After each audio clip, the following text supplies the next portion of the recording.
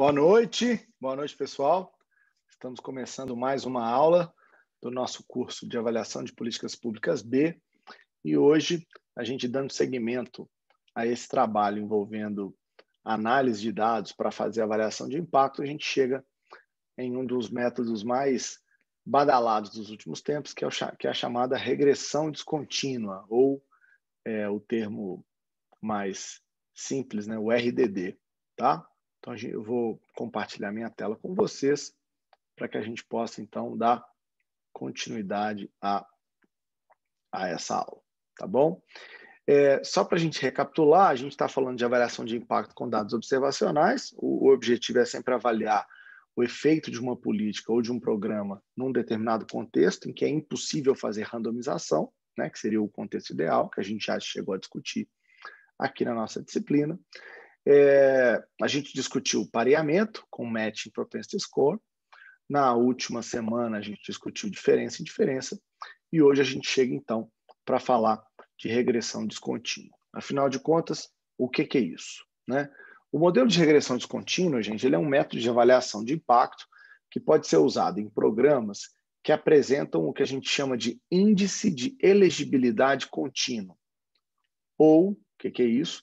Um score, um valor, que define claramente um corte que vai determinar ou designar quem naquela população, por meio desse critério, é elegível ou não para um determinado programa.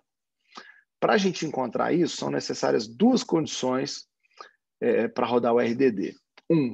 O índice de elegibilidade tem que ser contínuo, ou seja, a gente precisa de uma variável contínua, por meio da qual a gente vai ser capaz de ranquear a população que a gente está estudando, e aí, antes daquele determinado score, a gente vai considerar as pessoas como um grupo de controle, depois daquele score, a gente vai considerar essas pessoas no grupo de tratamento, né?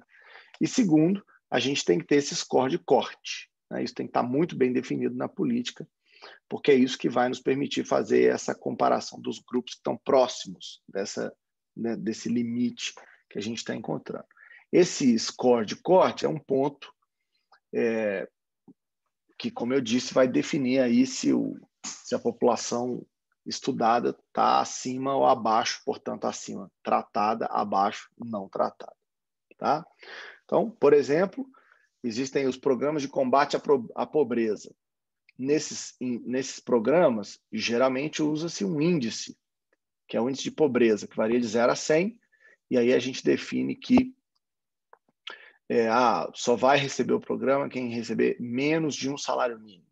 Então, nesse índice de pobreza, seria alguém que tivesse um índice menor do que 10, por exemplo.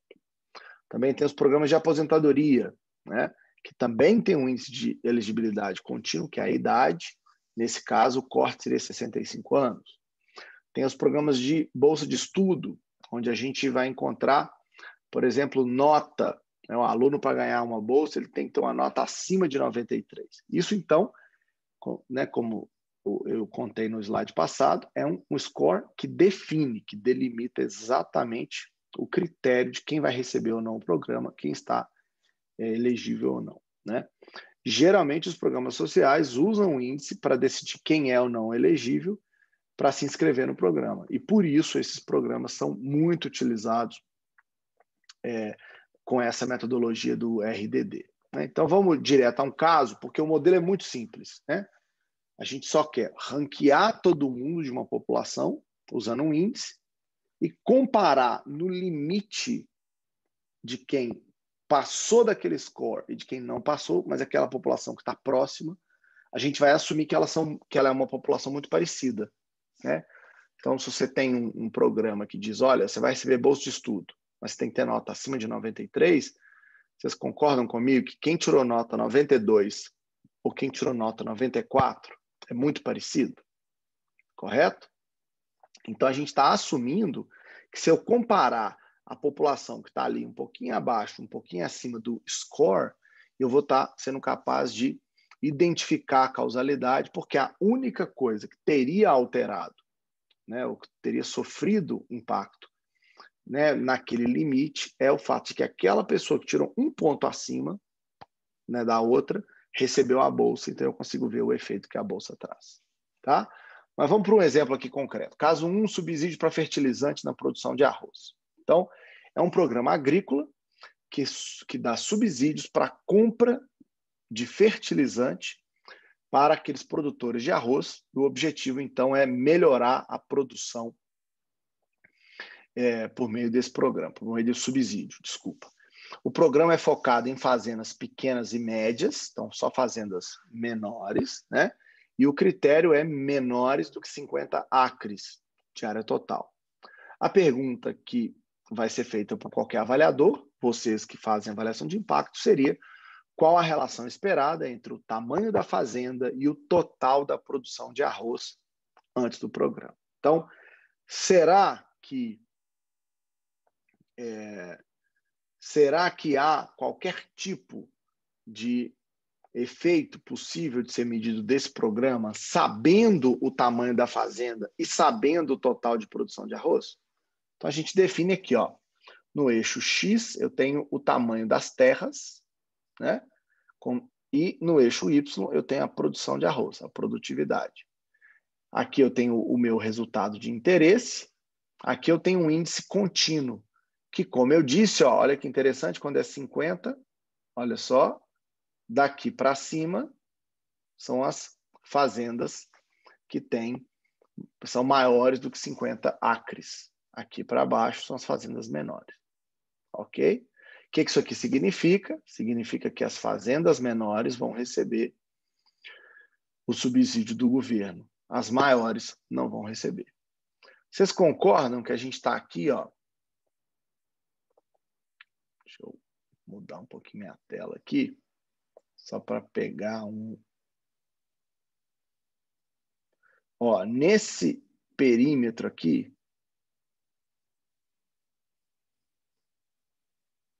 vocês concordam que a gente tem fazendas que são muito parecidas? Elas, sei lá, uma é 49, 48, outra é 51, 50, elas são muito parecidas em tamanho. Então é como se a gente estivesse assumindo que elas são iguais. Qualquer diferença que houve das menores para as maiores, nesse pequeno intervalo, é por conta do programa e não por conta de outra variável. É assim que a gente vai trabalhar. Tá? Então, o score de elegibilidade é o total, né, de tamanho das fazendas, o ponto de corte é 50. Por quê? Porque, segundo as regras, fazendas abaixo de 50 estão elegíveis para receber o subsídio, acima não estão. Algumas fazendas com 48, 49 ou, olha que exagero, 49,9 participam do programa porque elas estão muito próximas, né, do limite permitido. Em compensação, outras fazendas com 50, 51, 50,1 e 50,2 de tamanho não vão participar do programa porque elas caíram do chamado lado errado do limite de corte. Então, o governo vai lá, mede, ou então pede um documento que mostra, e aí, ó, você está fora. Agora, o que chama a atenção é que o grupo de fazendas com 49,9 acres tem chances de ser muito semelhantes ao grupo de fazendas com 50,1 de tamanho em todos os aspectos, exceto, nesse caso, um. Qual? A fazenda 49,9 está elegível para o subsídio, a 50,1 não. No resto, elas são iguais. Né? O que é interessante nesse desenho de pesquisa? Para avaliação, conforme a gente vai afastando o ponto de corte, as unidades elegíveis e não elegíveis, a gente vai considerar que elas vão se tornar cada vez mais distintas e, portanto, a aleatoriedade aí perde o sentido. Tá? Agora, com a medida de acres, o que a gente vai ter é uma medida de quão diferente as fazendas são com base no critério de elegibilidade, que é o que vai permitir, quando a gente controlar por essa distância, justamente quais são as diferenças esperadas. Né? Uma vez que o programa é implementado e começa a subsidiar o custo dos fertilizantes para os pequenos e médios produtores, os avaliadores dos programas podem, então, usar o que a gente chama de modelo de regressão descontínua, o RDD, para avaliar o seu impacto. Como é que a gente vai medir isso? A gente vai medir pela diferença na produção de arroz pós-intervenção entre as unidades próximas ao ponto de corte de elegibilidade. Ou seja, eu tenho um monte de fazenda, eu vou jogar todas fora e vou ficar só com aquele pedacinho verde que eu mostrei no gráfico, só aquelas próximas. E nelas eu vou medir quem recebeu fertilizante, quem não recebeu, qual que é o resultado. As fazendas grandes demais, para serem inscritas no programa, constituem o grupo de comparação e geram uma estimativa do resultado contrafactual para as fazendas no grupo de tratamento, que eram pequenas o suficiente para serem inscritas. Tá? Então, controle e tratamento a partir da distância do critério desse score. Tendo em vista que os dois grupos eram muito semelhantes no momento em que o programa foi criado, no baseline, e considerando que ambos tipos de fazendas são expostos ao mesmo conjunto de fatores externos ao longo do tempo, como, por exemplo, o clima, os preços, políticas agrícolas que são locais ou nacionais, considerando tudo isso, a gente vai assumir que a única explicação plausível para resultados diferentes naquele espaço, né, próximo do corte de 50, no período pós-intervenção, deve ser associado ao programa que a gente está estudando, tá? Mas, para deixar bem claro, o impacto que a gente está estimando só é válido na vizinhança do ponto de corte de elegibilidade, tá? O que nos traz questionamento sobre a validade externa desse impacto, né? Porque, afinal de contas, eu estou falando de um grupo muito específico. Pode ser que não necessariamente fazendas muito maiores ou muito menores tenham o mesmo efeito. A avaliação de impacto não necessariamente vai ser capaz de identificar diretamente o impacto do programa nessas fazendas, porque, às vezes, o corte que a gente precisa é tão pequeno que ali o programa não foi tão eficiente assim em coletar, né, em classificar quem poderia ou não participar de cada grupo, e aí a gente pode ter problema, tá? Mas, em geral, é muito simples. Faço um gráfico e ranqueio todas as unidades de acordo com esse índice contínuo, sendo que eu tenho ali o ponto de corte. Na hora de analisar, eu pego uma subamostra daquele público que está próximo do ponto de corte e ali eu faço uma análise, que nada mais é do que uma diferença de média do resultado que nos interessa, o Y, comparando o grupo de tratamento menos o grupo de controle. Um segundo caso são as políticas de transferência de renda. Aqui o objetivo é avaliar o impacto de um desses programas nos gastos diários com a alimentação das famílias pobres. Para isso, a gente vai usar um índice de pobreza, que varia de 0 a 100, e com isso a gente vai ranquear as famílias. Tá? No período baseline, o que a gente espera é que as famílias mais pobres gastem menos em alimentos, em média, do que as famílias ricas. Né? Então, a gente tem aqui índice de pobreza de linha no momento do baseline, então eu tenho, né, famílias muito pobres, menos pobres, e você tem gasto diário das famílias com alimentação. Então, você tem, quanto maior o índice, maior o gasto diário das famílias. A gente vai considerar o ponto de corte, nesse caso, 50. Por quê? Porque as famílias logo abaixo do limite de corte, elas são eleitas para participar do programa, enquanto aquelas que estão logo acima não são elegíveis, tá? Então, o que a gente vai fazer aqui é, de novo, próximo dos 50, que é um índice de pobreza, quem não é elegível para o programa, quem é elegível, ou seja, eu estou diferenciando os mais pobres dos menos pobres, tá? Intuitivamente, as famílias um pouco abaixo do ponto de corte são muito semelhantes àquelas com o score um pouco acima do ponto de corte. Então, usando o índice de pobreza, o programa decidiu um ponto, que é o 50, no qual há uma mudança repentina ou descontínua na elegibilidade. Daí vem a descontinuidade, justamente a ideia de que nesse patamar do índice, que a gente sempre vai usar, algum tipo de índice tem um lugar em que tem uma descontinuidade.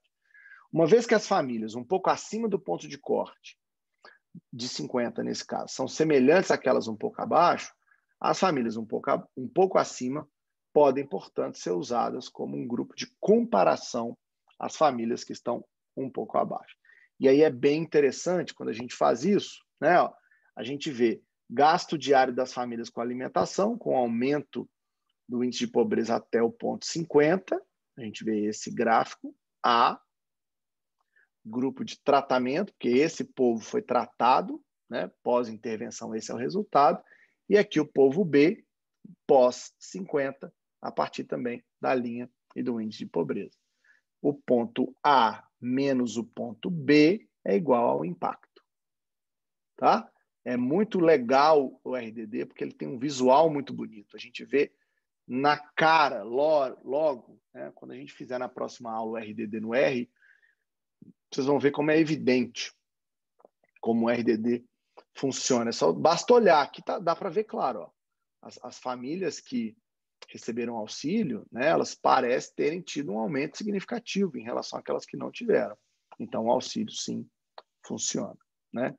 Dada a relação contínua que a gente já tinha observado entre o índice de pobreza e os gastos diários com alimentação, quando a gente percebe essa descontinuidade, a gente então conclui que a única explicação plausível para essa descontinuidade é a intervenção que foi aplicada da transferência de renda. Ou seja, como as famílias que estão naquela vizinhança do ponto de corte têm características muito semelhantes, elas são muito parecidas em vários aspectos, a diferença na média de gasto com alimentos entre os dois grupos é o que a gente vai utilizar como estimativa válida do impacto do programa. Tá? Então, é muito simples a lógica, a intuição, a modelagem por trás do RDD, da regressão descontínua. Quais são os seus problemas? Primeiro, importante a gente lembrar que a regressão descontínua estima apenas os impactos médios locais, em torno daquele ponto de corte. Ou seja, quanto mais a gente se afasta do ponto de corte, a gente vai ter cada vez menos condições de dizer que aquele efeito causal estimado é correto. Portanto, há uma série de discussões sobre validade externa desse resultado. Segundo, são necessárias amostras de avaliação relativamente grandes para que a gente possa obter um poder estatístico suficiente para aplicar o RDD. O que é poder estatístico? É a capacidade de ter dados suficiente para estimar uma diferença que não seja, ou que seja perceptível pelos métodos estatísticos. Então, geralmente, você tem que ter muito dado para o RDD conseguir captar. Por quê? Porque como é tudo muito semelhante ali no ponto de corte, os casos, pode ser que a mudança que tem, né, o efeito é pequenininho. Então, tem que ter muito caso para ter certeza dessa diferença. Uma terceira limitação é a gente determinar, né, afinal de contas, a largura da banda daquele espaço verde, por exemplo, que eu coloquei naquele primeiro gráfico, ela é uma decisão que o pesquisador toma, né? E é uma decisão que envolve uma certa arbitrariedade. Então, é perigoso que pesquisadores usem isso sem uma atenção devida, sem um cuidado devido. Então, uma das maneiras de resolver esse problema é parecido com as mesmas soluções que a gente dá na diferença em diferença e que a gente dá no pareamento. Qual que é? Quando eu defini a largura da minha banda de comparação em torno do ponto de corte, eu tenho que pegar os casos do grupo de controle e os casos do grupo de tratamento e fazer uma análise de balanceamento para ver se, de fato, os dois grupos ficaram homogêneos, comparáveis. Do contrário, não vai funcionar. Né? E, por último, a quarta limitação é que a maneira de estimar os resultados, a diferença, né, usando a regressão descontínua, ela não pode depender do que a gente chama de forma funcional da modelagem que a gente está fazendo. O que significa isso? Eu vou mostrar na próxima aula. Se a gente utiliza formas não lineares, por exemplo, para fazer a estimativa da diferença, a gente pode estar forçando arbitrariamente um resultado, que é o que a gente não gostaria que acontecesse. Então, a decisão sobre que forma funcional utilizar nessa modelagem também é uma decisão que depende do pesquisador, do gestor, do avaliador. Então, você tem que ter uma defesa muito boa para poder dizer por que você está fazendo a estimativa do RDD usando, por exemplo, uma regressão linear ou uma regressão polinomial. Tudo isso vai afetar o resultado que a gente tem. Tá bom? Então, A teoria de RDD é muito simples, muito tranquila. O que a gente vai fazer na próxima aula é pegar essa teoria e aplicar num caso específico e particular de RDD, usando o R, e com isso a gente vai então pôr em prática o que a gente estudou nessa aula.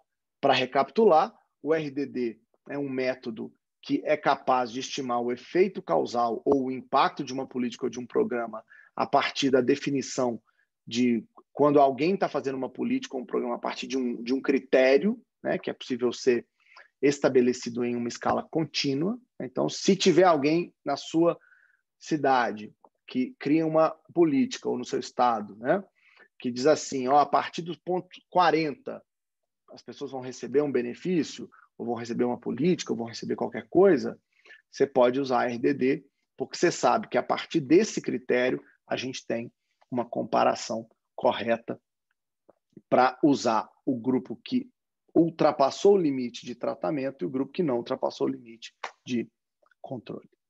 Tá bom? A gente, então, volta na próxima aula para fazer o RDD usando já o nosso software. Tá bom? Boa noite a todo mundo e a gente se vê na próxima aula.